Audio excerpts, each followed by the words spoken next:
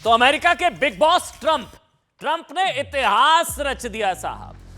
Donald Trump ने वो कर दिया जो अमेरिका के इतिहास में 132 सालों में नहीं हुआ। 132 सालों में जो नहीं हुआ, मतलब जहां हार के बाद किसी ने अमेरिका में राष्ट्रपति पद पर जीत हासिल की हो, ऐसा 132 सालों में नहीं हुआ कि कोई हारा राष्ट्रपति और फिर जिसने कमबैक किया हो। अमेरिका में ऐसा नहीं हुआ 132 सालों से। कुल मिलाकर अमेरिका में फिर एक बार ट्रंप सरकार। अमेरिकी चुनाव के नतीजों ने अब यह साफ कर दिया कि डोनाल्ड ट्रंप एक बार फिर अमेरिका के राष्ट्रपति बनने जा रहे हैं। 47वें राष्ट्रपति अमेरिका के। अब साहब इसे राष्ट्रवाद की भी जीत बताया जा रहा है। मतलब डोनाल्ड ट्रंप ने राष्ट्रवाद का ऐसा ट्रंप कार्ड चला, राष्ट्रवाद का ट्रंप कार्ड। ये तो भारत में भी चल रहा है, अमेरिका में भी राष्ट्रवाद की गूंज, जिसने इतिहास रच दिया। ट्रंप ने अब तक आए चुनावी नतीजों में बहुमत से अधिक के इलेक्टोरल वोट का आंकड़ा पार कर लिया है। रिपब्लिकन उम्मीदवार डोनाल्ड ट्रंप ने इन चुनावों में डेमोक्रेटिक उम्मीदवार कमला हैरिस को मात दी। लेकिन आज ट्रंप की जीत से ज्यादा चर्चा दरअसल कमला हैरिस की हार की भी हो रही है, जिनकी जीत को लेकर कई भविष्यवाणियां की गई थी। बहुत माहौल बनाया गया था एक इकोसिस्टम की तरह से।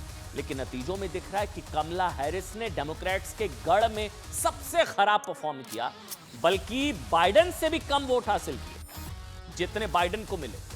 और इसी के साथ ट्रंप अमेरिका के 47वें राष्ट्रपति पद की शपथ लेने जा रहे हैं। आज की सबसे बड़ी खबर देखिए, अमेरिका का इस बार का ये चुनाव कई वजहों से खास क्यों है, ये आज मैं आपको तफसील से समझाऊंगा। आप जानना चाहेंगे भारत पर क्या असर, भारत का नफा नुकसान, नफा तो क्या नुकसान तो क्या।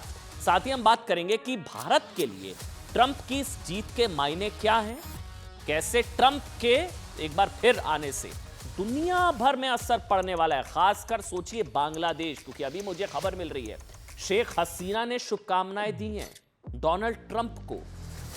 और बांग्लादेश में इस्लामिक कट्टरपंथियों की वजह से जो तख्ता पलट हुआ, उसमें अमेरिका का हाथ बताया जा रहा था। और अब शेख हसीना ने डोनाल्ड ट्रंप को शुभकामनाएं दी हैं जीत की। तो क्या ट्रंप शेख हसीना की मदद करेंगे? बांग्लादेश में यूनिस का क्या होगा? इसके अलावा रूस पुतिन क्या करेंगे? पुतिन चीन की कैसे टेंशन बढ़ रही है? रूस, यूक्रेन, इजराइल, भारत, पाकिस्तान, चीन, सब कुछ समझाऊंगा, पूरी दुनिया पर होने वाला असर। लेकिन सबसे पहले आज हम बात क्या करने वाले हैं साहब? दोस्ती, केमिस्ट्री। प्रधानमंत्री नरेंद्र मोदी के साथ डोनाल्ड ट्रंप और प्रधानमंत्री नरेंद्र मोदी की दोस्ती की जो पिछले कई वर्षों में कई दफा दुनिया ने देखी है, तस्वीर आपके सामने है। गर्माहट आज भी है।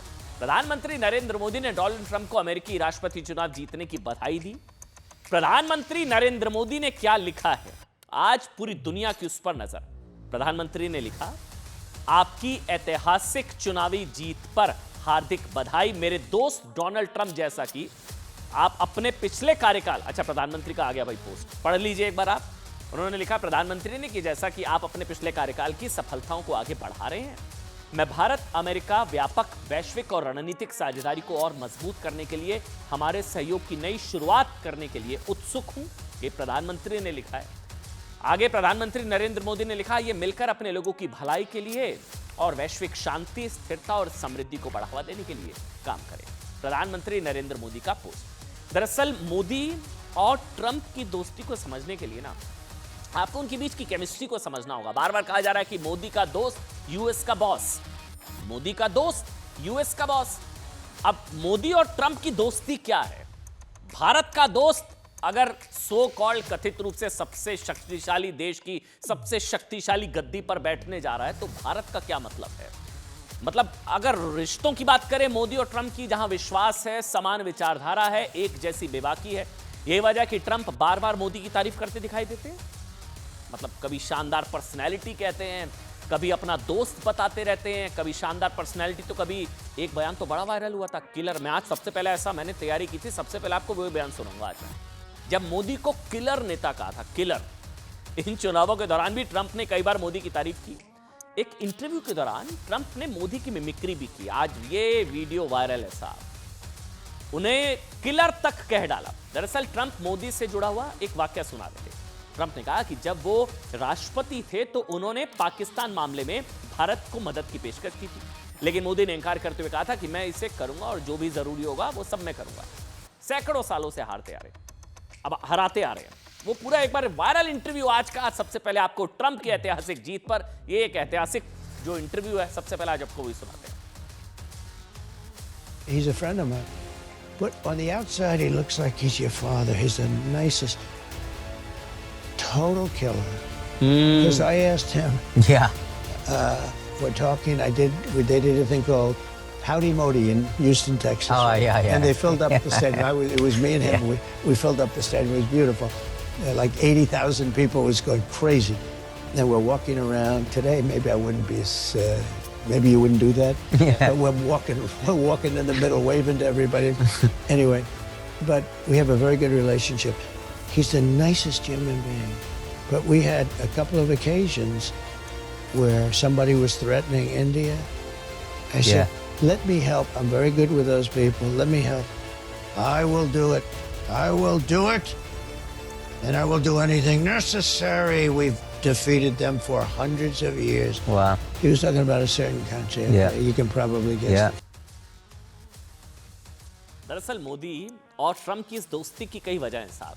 किलर, शानदार पर्सनैलिटी, उनमें खास है इन दोनों की सोच में समानता। अब जो मैं आपको बताने जा रहा हूं ना, अब आप समझ पाएंगे कि भारत पर क्या असर होगा और ट्रंप के आने से वर्ल्ड ऑर्डर कैसे बदलेगा, और उस वर्ल्ड ऑर्डर में ग्लोबल लीडर मोदी की क्या भूमिका होगी, भारत की क्या भूमिका होगी। मैं आपको ना जैसे 5 मुद्दे बताऊंगा जिस पर मोदी और ट्रंप की सोच एकदम डिट्टो है, एक जैसी है साहब। यही नहीं, उनकी दोस्ती को और मजबूत और खास बनाती है। देखते जाइए।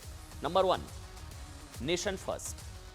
प्रधानमंत्री नरेंद्र मोदी और ट्रंप दोनों ही नेता राष्ट्र प्रथम की बात करते हैं। दोनों ही नेता अपने अपने देश को मजबूत बनाने की बात करते हैं।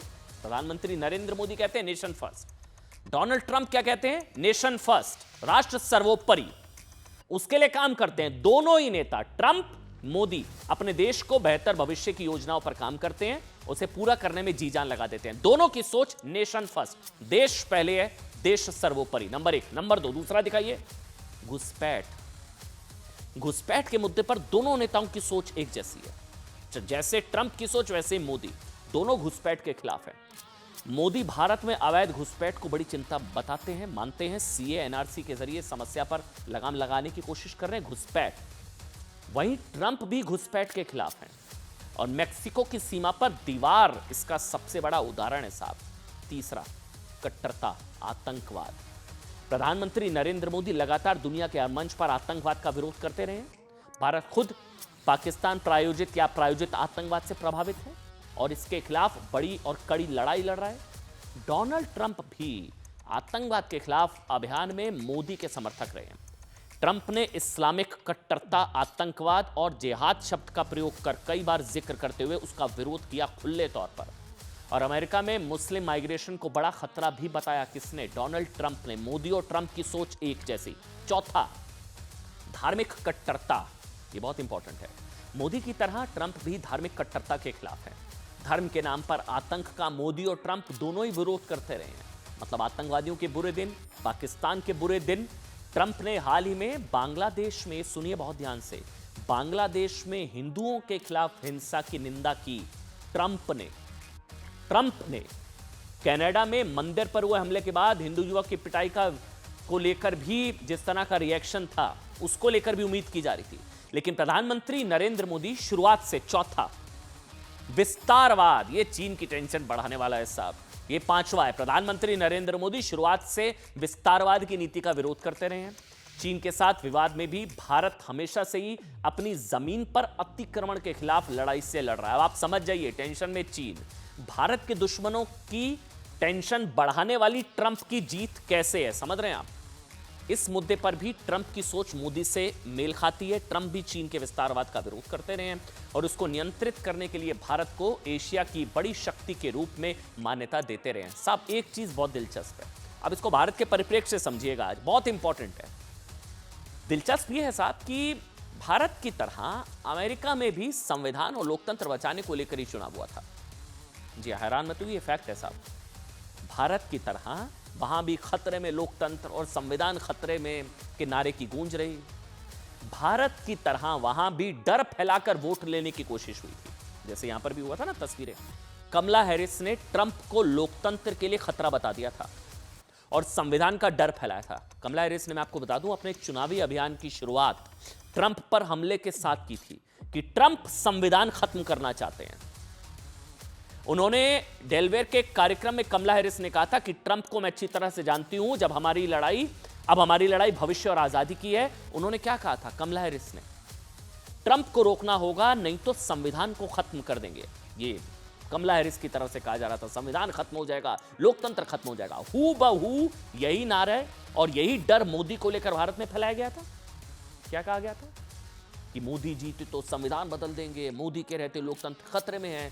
लेकिन जिस तरह भारत की जनता ने इस काल्पनिक डर या मनोहर कहानी काल्पनिक डर की हकीकत को समझा, मोदी लगातार तीसरी बार हैट्रिक लगाने में कामयाब रहे।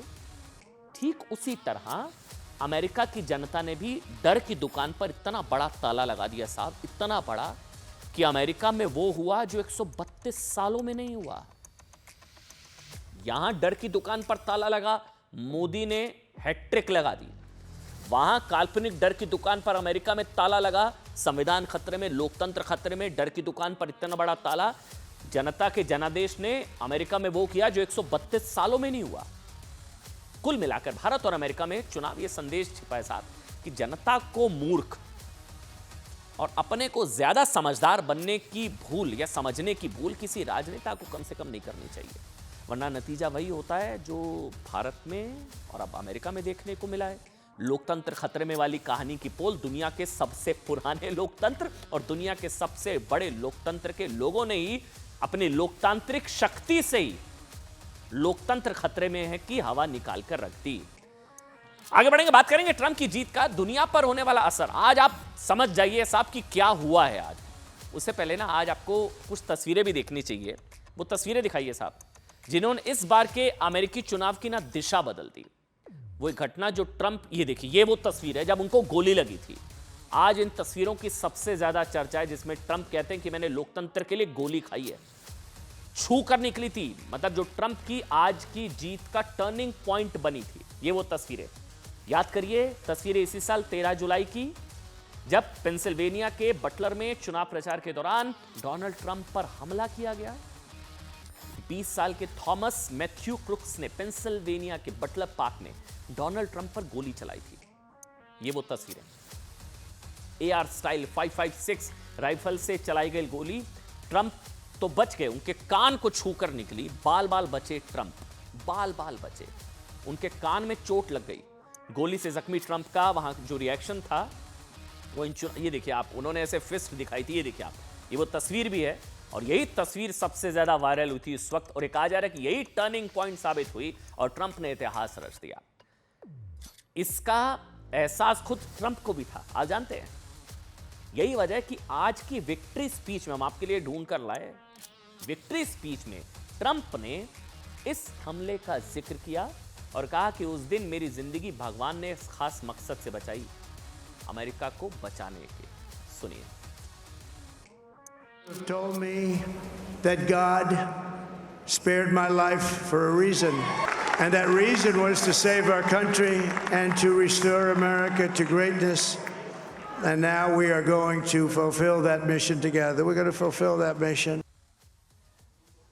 साहब जाहिर है ट्रंप के एक बार फिर से राष्ट्रपति बनने से भारत को बहुत उम्मीदें हैं, लेकिन पूरी दुनिया के साथ ऐसा हो जरूरी नहीं है। ट्रंप के चुनाव जीतने का असर पूरी दुनिया के देशों पर अलग अलग तरीके से होने वाला है। जल्द ही वर्ल्ड ऑर्डर बदलने वाला है और अब हम आपको बताते हैं कि आखिर दुनिया पर इन नतीजों का क्या असर होने वाला है। ये सबसे दिलचस्प अब मैं आपको बताने जा रहा हूं। कुछ देशों की बात करते हैं, उन पर क्या असर पड़ेगा। ट्रंप जीते हैं, किसे फायदा किसे नुकसान, ग्राफिक्स के जरिए संक्षेप में हम आपको समझाएंगे। इन नतीजों का रिएक्शन दिखाइए साहब। भारत, पाकिस्तान, बांग्लादेश के साथ ही चीन, रूस, यूक्रेन, इजराइल और ईरान की मौजूदा सरकार पर पड़ने वाले असर को कैसे बताया गया, ये मैं आपको बताऊंगा। लेकिन पहले आज एक रिपोर्ट आपको सबसे पहले दिखाते हैं। मोदी का दोस्त कैसे यूएस का बॉस बन गया है और आज की विक्ट्री स्पीच में क्या कुछ कहा डोनाल्ड ट्रंप ने। सबसे पहले इस रिपोर्ट में देखिए आप।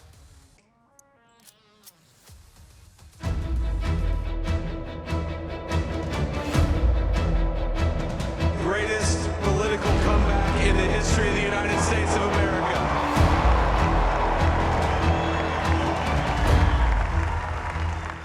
But it's a political victory that Our country has never seen before nothing like this. I want to thank the American people for the extraordinary honor of being.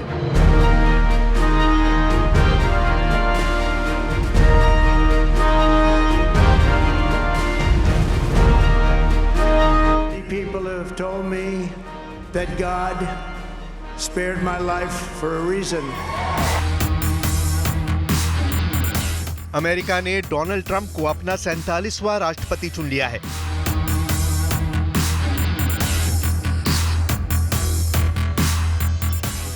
America को कमला नहीं, Trump पसंद है।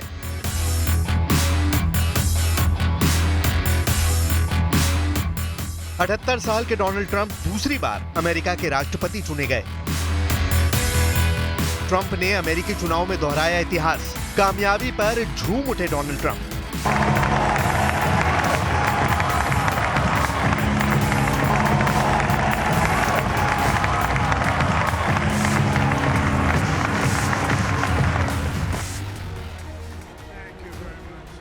जीत के बाद Trump का पहला भाषण, और पहले भाषण में ही डोनाल्ड ट्रंप ने वो बात कह दी जिसने पूरी दुनिया में एक बड़ी उम्मीद जगा दी है, खासकर उन देशों के लिए जहां युद्ध छिड़ा हुआ है और हर दिन जाने जा रही हैं, जान माल का नुकसान हो रहा है। राष्ट्रपति का चुनाव जीतते ही ट्रंप ने अपनी विक्ट्री स्पीच में ऐलान कर दिया कि वो दुनिया में छिड़ी जंग रोकने जा रहे हैं। उन्होंने कहा कि अब कोई जंग नहीं होगी। उनका इशारा इजराइल और यूक्रेन की ओर था।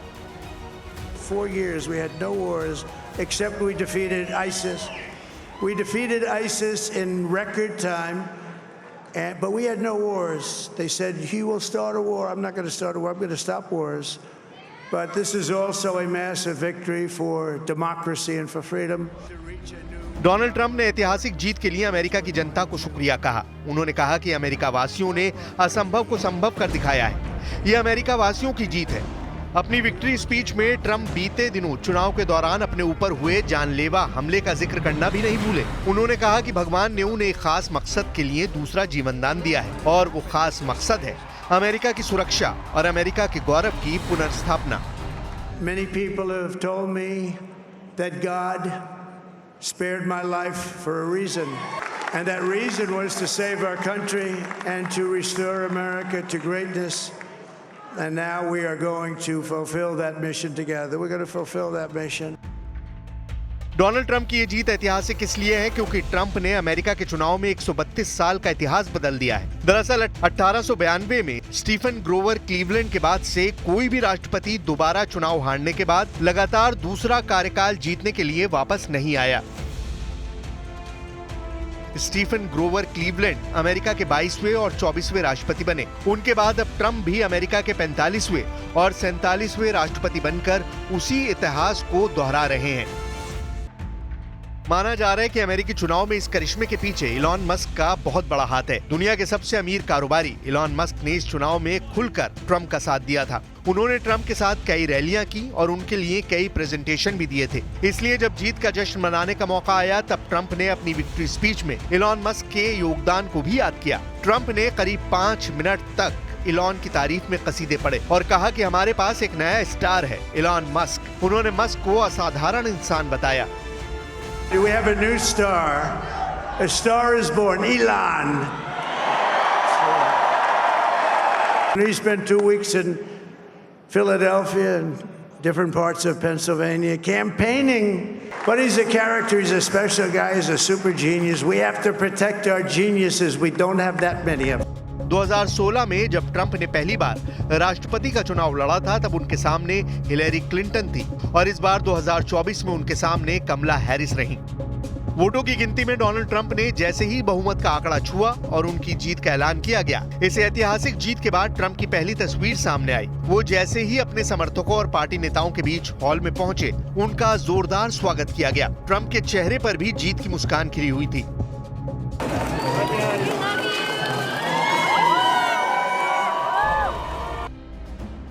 दुनिया भर से ट्रंप को जीत की बधाइयां मिल रही हैं। पीएम मोदी समेत दुनिया भर के राष्ट्र प्रमुखों ने ट्रंप को शानदार जीत की ढेरों बधाई दी है। एक्स पर पीएम मोदी ने लिखा, मेरे मित्र डोनाल्ड ट्रंप को ऐतिहासिक चुनावी जीत पर हार्दिक बधाई। जैसा कि आप अपने पिछले कार्यकाल की सफलताओं को आगे बढ़ा रहे हैं, मैं भारत अमेरिका व्यापक वैश्विक और रणनीतिक साझेदारी को और मजबूत करने के लिए हमारे सहयोग को नवीनीकृत करने की आशा करता हूं। आइए हम सब मिलकर अपने लोगों की बेहतरी के लिए काम करें और वैश्विक शांति, स्थिरता और समृद्धि को बढ़ावा दें।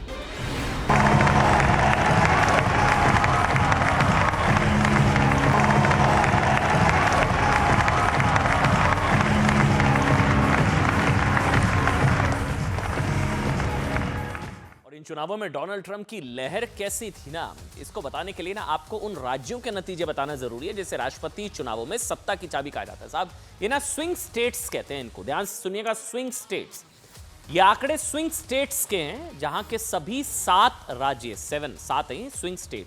इस बार ट्रंप का जादू चला, पूरा लाल। ये है आपके सामने, ये 7 स्टेट्स हैं जिनमें से 6 राज्यों में पिछली बार बाइडेन की जीत हुई थी, 6 में।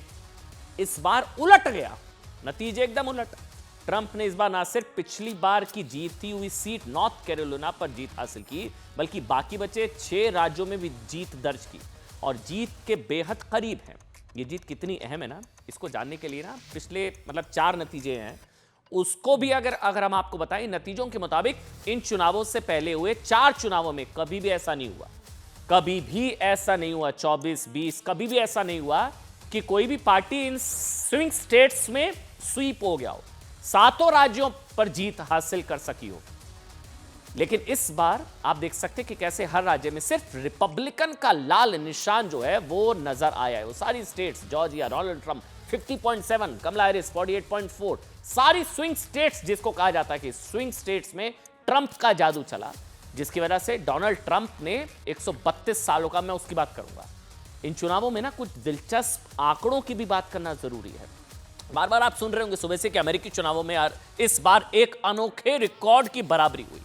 इस रिकॉर्ड की बराबरी में 132 साल का वक्त लगा। 132 साल बाद पहली बार हुआ जब किसी अमेरिकी राष्ट्रपति ने कमबैक किया हो।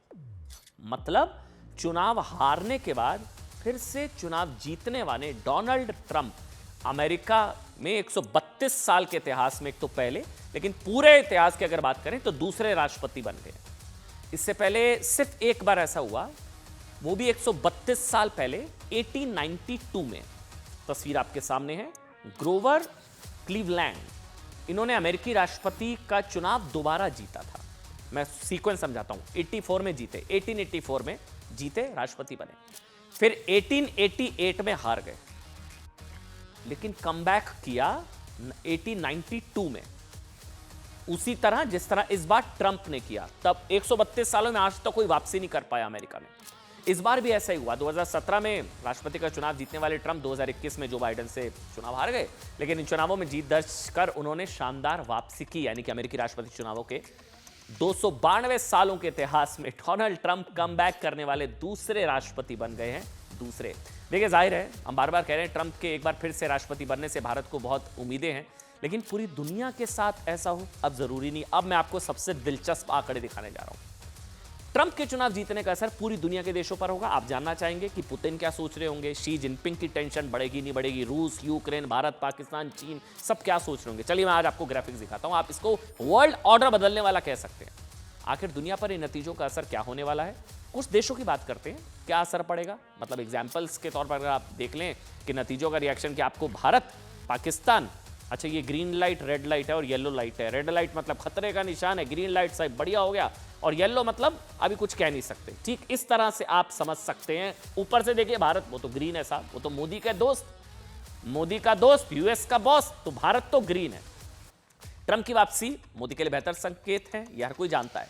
पाकिस्तान दूसरा पढ़िए, रेड लाइट है साहब, धड़कनें बढ़ी हुई हैं। शाहबाज सरकार के पास इन नतीजों पर खुशी मनाने जैसा कुछ नहीं है। ट्रंप पाकिस्तान पर आरोप लगा चुके हैं कि वो अपनी जमीन पर आतंकवादियों को रोक पाने में नाकामयाब रहा है। साथ ही अपने पिछले कार्यकाल के दौरान ट्रंप पाकिस्तान को मिलने वाली सैन्य सहायता पर भी कमी कर चुके हैं।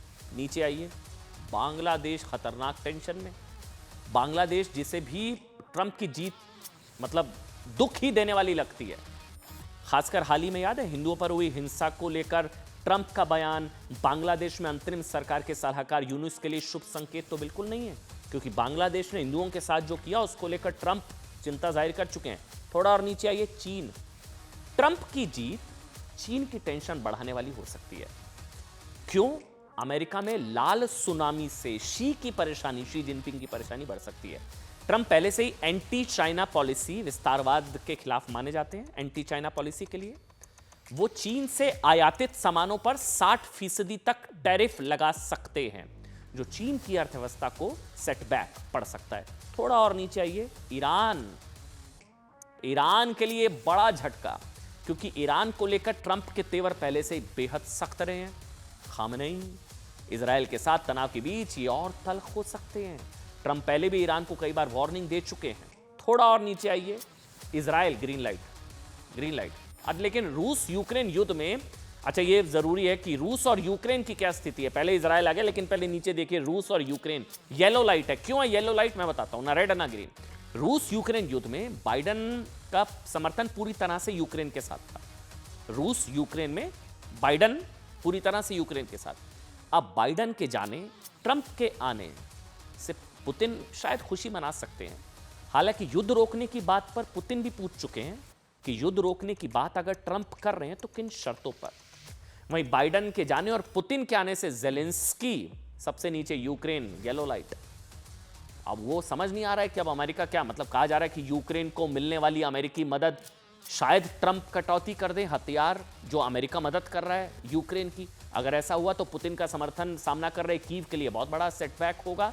और आखिर में इजराइल की बात कर लेते हैं साहब, वो थोड़ा सा ऊपर हो गया। इजराइल ग्रीन लाइट है, जिसके साथ पहले से ही अमेरिका खड़ा है, और अब ट्रंप के आ जाने से ईरान और अन्य देशों के साथ उसकी खुली लड़ाई में उसको बड़ा साथ मिल सकता है। अब हमास में और बमबारी हो सकती है। ईरान हिजबुल्लाह, नसरल्लाह और इस तरह के आतंकवादियों पर कार्रवाई कर सकता है खुलकर इजराइल।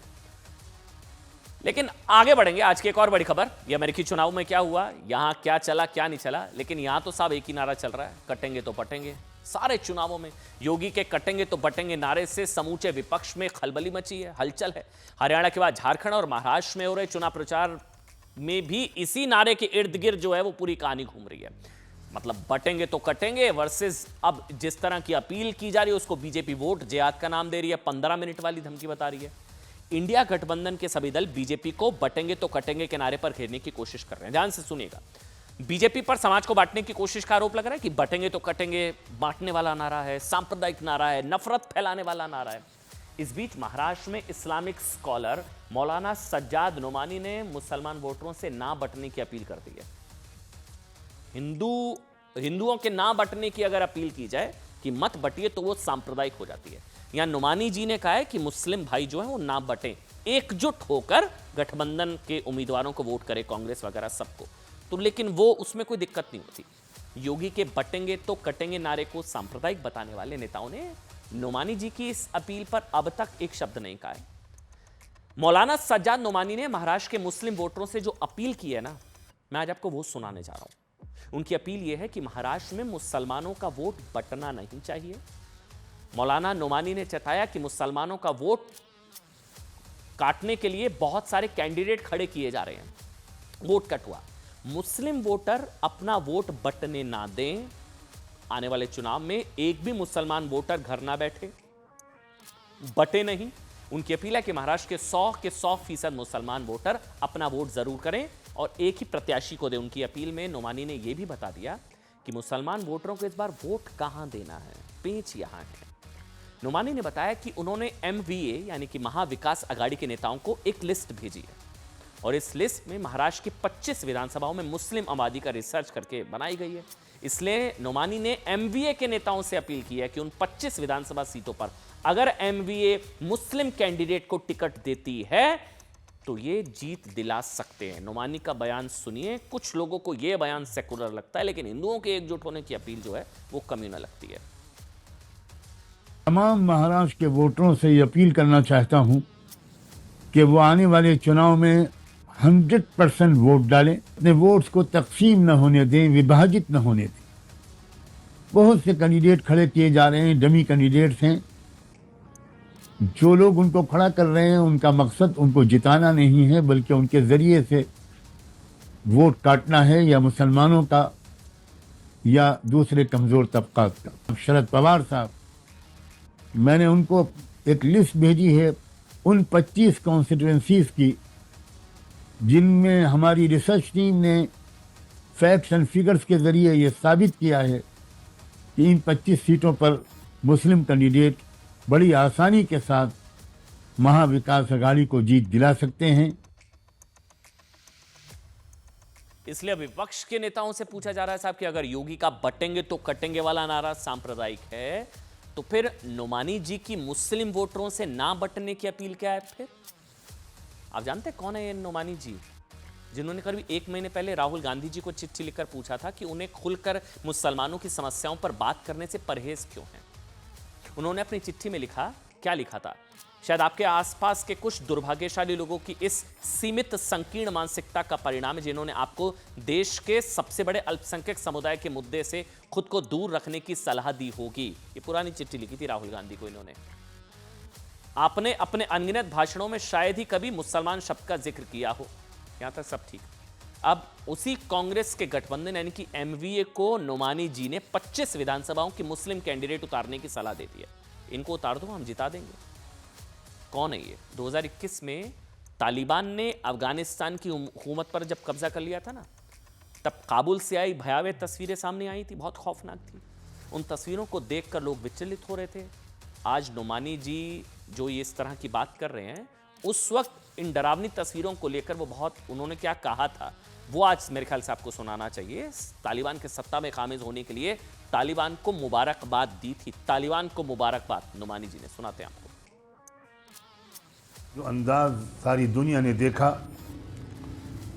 उसमें कहीं भी कोई गुरूर, कोई तकब्बुर, कोई घमंड, कोई बड़े बोल नहीं नजर आए।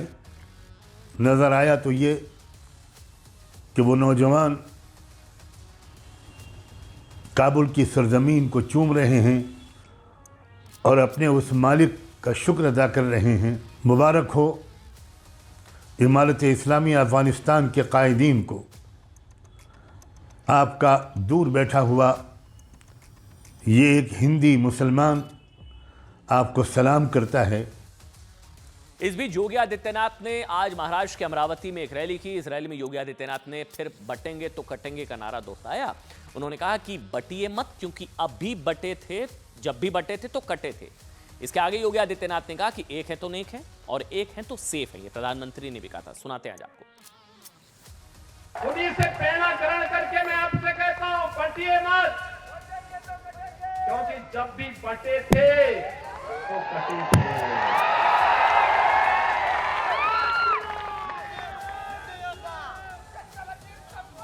एक है तो नेक है, एक है तो सेफ है, और बटे थे तो कटे थे। हमें बटना नहीं है, एकजुट होना है। वहीं महाराष्ट्र के संभाजी नगर में all India MIM supremo Asad Owaisi के छोटे भाई अकबरुद्दीन ओवैसी ने एक चुनावी सभा की, जिसमें उन्होंने 15 मिनट वाले बयान की तरफ एक बार फिर से इशारा किया। यह बड़ी खबर है। अकबरुद्दीन ओवैसी 15 मिनट वाले बयान की तरफ उन्होंने इशारा किया। कहा अभी 15 मिनट बाकी हैं। अकबरुद्दीन ओवैसी ने लोगों को संबोधित करते हुए कहा कि रात के 9:45 हो रहे हैं, 15 मिनट अभी बाकी हैं। अकबरुद्दीन के इस 15 मिनट वाले बयान को उनके एक पुराने विवादित बयान से जोड़कर देखा जा रहा है, जिसमें उन्होंने 15 मिनट वाली धमकी दी थी। याद होगा आपको। दोनों बयानों को आज हम सुनाता हूं, क्योंकि ये कहा जा रहा है जो पहले वाला बयान था वो धमकी थी, आज जो है वो एक तरीके से वो 15 मिनट की बात कर रहे थे। सुनना चाहिए आज आपको। अभी 15 मिनट ठीक है, तुम तो हमारे से इतने ज्यादा है, 15 मिनट के लिए पुलिस को हटा लो, बता लेंगे किसमें हिम्मत है, कौन ताकत है। आगे बढ़ेंगे। 370 को लेकर बात करेंगे। क्या कांग्रेस ने अपना स्टैंड क्लियर कर दिया? जम्मू कश्मीर विधानसभा में आज आर्टिकल 370 को बहाल करने का प्रस्ताव पास हो गया। बात इसकी।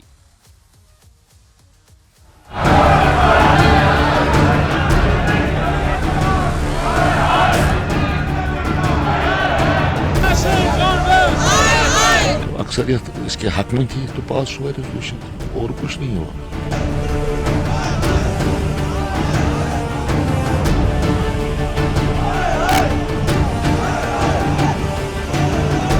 देर आए दुरुस्त आए, और आज पीडीपी ने यह साबित किया कि नंबर मैटर नहीं करते हैं।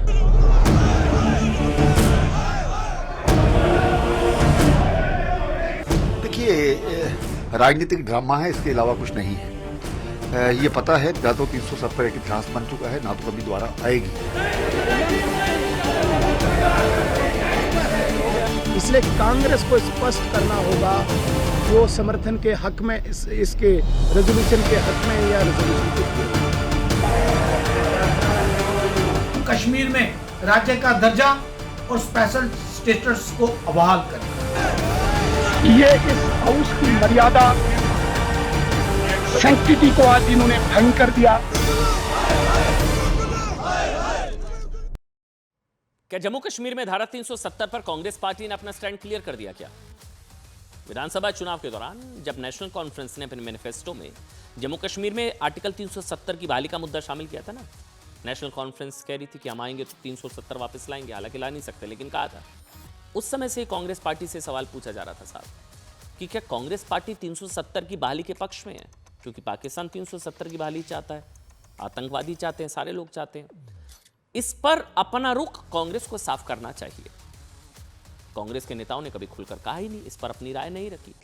लेकिन जम्मू कश्मीर विधानसभा में 370 की बहाली, यानी कि जम्मू कश्मीर के स्पेशल स्टेटस के रेस्टोरेशन का प्रस्ताव पास होने के बाद बीजेपी ये कह रही है कि कांग्रेस जम्मू कश्मीर में धारा 370 की बहाली चाहती है, क्योंकि सरकार कांग्रेस की वहां पर जो है समर्थन है। जम्मू कश्मीर विधानसभा में आज क्या क्या हुआ ये मैं आपको बताऊंगा, लेकिन उससे पहले ना आपको ये तस्वीरें देखनी चाहिए। जम्मू कश्मीर में प्रस्ताव पास हुआ, किस तरह बीजेपी विधायकों ने विधानसभा में इसका विरोध किया। जय श्री राम का नारा गूंजा जम्मू कश्मीर सदन के अंदर, जय श्री राम, वंदे मातरम। विधानसभा में आज हंगामा हुआ। 5 अगस्त जिंदाबाद। 5 अगस्त वो तारीख जब हटाया गया था, 370, 5 अगस्त जिंदाबाद। एंटी नेशनल एजेंडा नहीं चलेगा, वंदे मातरम, भारत माता की जय, जय श्री राम के नारे लगाए गए। दिखाइए, सबसे पहले नारेबाजी देखिए आप।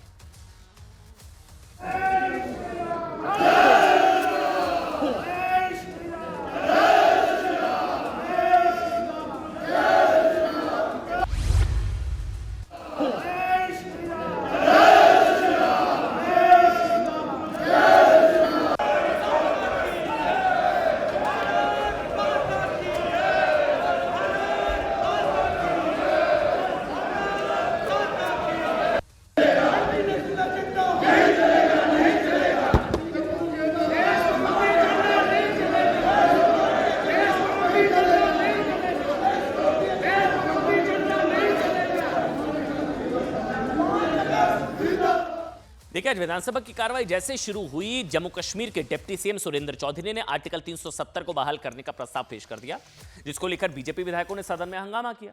वेल में उतारा है। बीजेपी के विधायक कहने लगे एंटी नेशनल एजेंडा नहीं चलेगा, जय श्री राम, वंदे मातरम और ये सारे नारेबाजी, स्पीकर गो बैक के नारे वहां पर लगाए गए।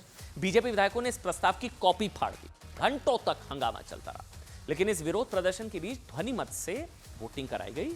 स्पीकर ने भारी हंगामे के बीच प्रस्ताव पारित कर दिया। इस प्रस्ताव में क्या कहा गया वो सुनिए। प्रस्ताव में कहा गया कि जम्मू कश्मीर विधानसभा विशेष दर्जे, स्पेशल स्टेटस और संवैधानिक गारंटी के महत्व की पुष्टि करती है, जिसने जम्मू कश्मीर के लोगों की पहचान, संस्कृति और अधिकारों की रक्षा की है। प्रस्ताव में अनुच्छेद 370 के एक तरफा निष्कासन पर गहरी चिंता जाहिर की गई। स्पेशल स्टेटस, भारत सरकार से मांग की गई है कि वो जम्मू कश्मीर के निर्वाचित प्रतिनिधियों के साथ बातचीत शुरू करें, ताकि विशेष दर्जे, स्पेशल स्टेटस और संवैधानिक गारंटी की बहाली के लिए उचित संवैधानिक तंत्र तैयार किया जा सके। हालांकि भाषा में थोड़ा बदलाव है, संवैधानिक तरीके से अब बात की जा रही है। इसके साथ ही यह भी सुनिश्चित किया जाए कि प्रक्रिया राष्ट्रीय एकता और जम्मू कश्मीर के लोगों की आकांक्षाओं दोनों का सम्मान करे। नेशनल कॉन्फ्रेंस और पीडीपी ने प्रस्ताव के पास होने का स्वागत किया। बीजेपी ने कहा कि कांग्रेस ने सपोर्ट किया। बीजेपी ने इसे पॉलिटिकल ड्रामा बताया। बीजेपी का कहना है कि 370 इतिहास बन चुका है, वापसी इम्पॉसिबल है। सुनिए।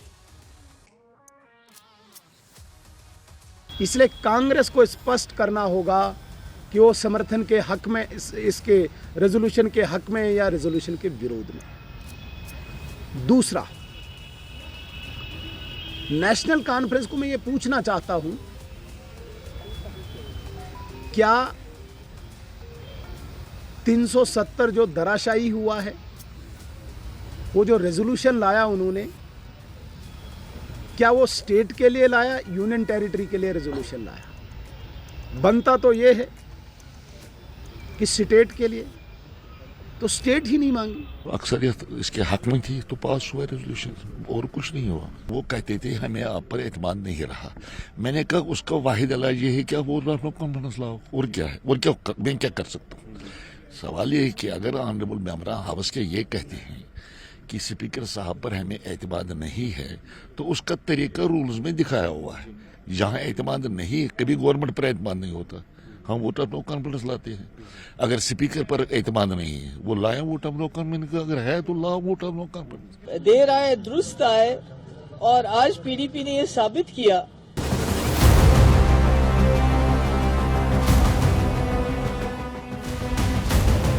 महाकुंभ पर बाबा वर्सेस मौलाना।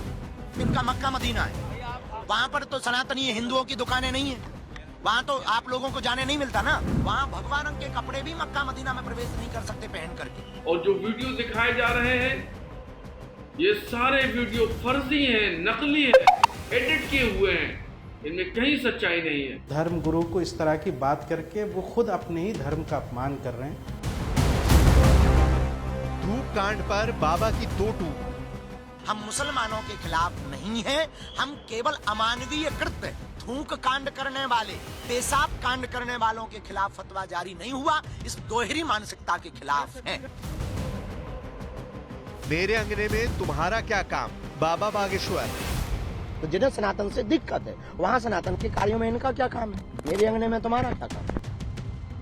बाबा के दरबार में 11 परिवारों की घर वापसी। वंदे भारत माता की। महाकुंभ में मुसलमानों की दुकानों पर रोक लगाने के अखाड़ा परिषद के ऐलान का समर्थन करके बाबा बागेश्वर फिर विवादों के घेरे में आ गए। कई मौलानाओं ने बाबा बागेश्वर के बयानों पर विरोध जताया और उन पर यह आरोप लगाया कि बाबा बागेश्वर जानबूझकर मुसलमानों के खिलाफ बयान देते हैं, वो सांप्रदायिकता को बढ़ावा दे रहे हैं। आखिर बाबा बागेश्वर ने ऐसा क्या कह दिया कि मौलाना उनके ऊपर इस कदर भड़के हुए हैं? पहले आप बाबा बागेश्वर का बयान सुनिए। देवी देवताओं के बारे में पता हो, पूजन पद्धति के बारे में पता हो, पूजन की सामग्री की कितना सम्मान करना चाहिए इस बारे में पता हो, उसी को ये कार्य दिया जाए तो ही उत्तम है। अब जिन्हें इस बारे में पता ही नहीं है, वो अगर विक्रय करेंगे तो निश्चित रूप से नाश ही करेंगे, उल्टा ही करेंगे। और कई थूक कांड मिले, फलों के ऊपर ना जाने गंदगी चिपकाते हुए मिले, एक जगह पेशाब कांड मिला। इससे ये सिद्ध होता है कि हो सकता कुछ षड्यंत्रकारी, हम ये नहीं कहते कि वो लोग हो सकते, कोई भी हो सकता। इसलिए गैर हिंदुओं को प्रवेश वर्जित महाकुंभ में कर देना चाहिए। और मेरे अंगने में तुम्हारा क्या काम? इनका मक्का मदीना है, वहाँ पर तो सनातनी हिंदुओं की दुकानें नहीं है, वहाँ तो आप लोगों को जाने नहीं मिलता ना। वहाँ भगवान के कपड़े भी मक्का मदीना में प्रवेश नहीं कर सकते पहन करके, रोक है उस पर। तो फिर मेरे अंगने में तुम्हारा क्या काम है? हमारे संतों की महिमा, त्रिवेणी संगम की महिमा हम सब जानते हैं। हमारे शंकराचार्य अखाड़ा परिषद जो निर्णय लेंगे हम उसमें सहमत हैं। हम मुसलमानों के खिलाफ नहीं हैं, हम केवल अमानवीय कृत्य थूक कांड करने वाले, पेशाब कांड करने वालों के खिलाफ फतवा जारी नहीं हुआ, इस दोहरी मानसिकता के खिलाफ है। बाबा के बयानों पर मौलाना भड़के हुए हैं। वो उन पर सांप्रदायिकता फैलाने, लोगों को भड़काने का आरोप लगा रहे हैं। तो वहीं संभल से समाजवादी पार्टी के सांसद जियाउर रहमान बर्क ने भी अखाड़ा परिषद के ऐलान पर कड़ी आपत्ति जताई है। उन्होंने कहा कि महाकुंभ में अगर मुस्लिमों को जगह नहीं दी जाती है तो मुस्लिम जगहों पर मुसलमान भी हिंदुओं को जगह नहीं देंगे। बर्क ने कहा कि ये मामला पूरे प्रदेश और देश में चलेगा, इसलिए सरकार ऐसे लोगों पर कड़ी कार्रवाई करे। तो इस चीज से साबित होता है कि सरकार उस टाइप की चीजों को बढ़ावा देना चाहती है, तो संविधान को नहीं मानना चाहती। और अगर वाकई में सर इससे फिक्रमंद है तो उनको इस बात जो हो रही है उस पर सख्त कदम उठाना चाहिए कि जो आपस का भाईचारा है वो नहीं टूटना चाहिए, खत्म होना चाहिए। धाम के बाबा धीरेन्द्र शास्त्री जी हमेशा कुछ न कुछ मुसलमानों के खिलाफ बोलते रहते हैं और ऐसा लगता है जैसे उन्होंने किसी एनजीओ से इस बात का ठेका ले लिया है कि जगह जगह मुसलमानों के खिलाफ बोलेंगे। जो वीडियो दिखाए जा रहे हैं ये सारे वीडियो फर्जी हैं, नकली हैं, एडिट किए हुए हैं, इनमें कहीं सच्चाई नहीं है। आप मुस्लिम जो अमीर जो लोग हैं उनसे जब आपके व्यवहार की बात आती है तो आपका रवैया कुछ अलग होता है। भारत के गरीब मुसलमानों के साथ आप नफरत बांट रहे हैं, ये अच्छी बात नहीं है। एक धर्म गुरु को इस तरह की बात करके वो खुद अपने ही धर्म का अपमान कर रहे हैं और मैं समझता हूँ कि उनको ये बात नहीं करनी। इस्लाम मज़हब ऐसी तालीम नहीं देता और इस्लाम सबकी यहाँ से बात करता है और हमारे अपने पर्व त्यौहार में या हमारे कोई धार्मिक आयोजन है उसमें हिंदू भी अगर कोई अपना सामान बेच रहा हो तो हम उसमें भेदभाव नहीं करते। बड़ी बात यह कि बाबा बागेश्वर अकेले नहीं हैं जिन्होंने अखाड़ा परिषद के बयान का समर्थन किया है।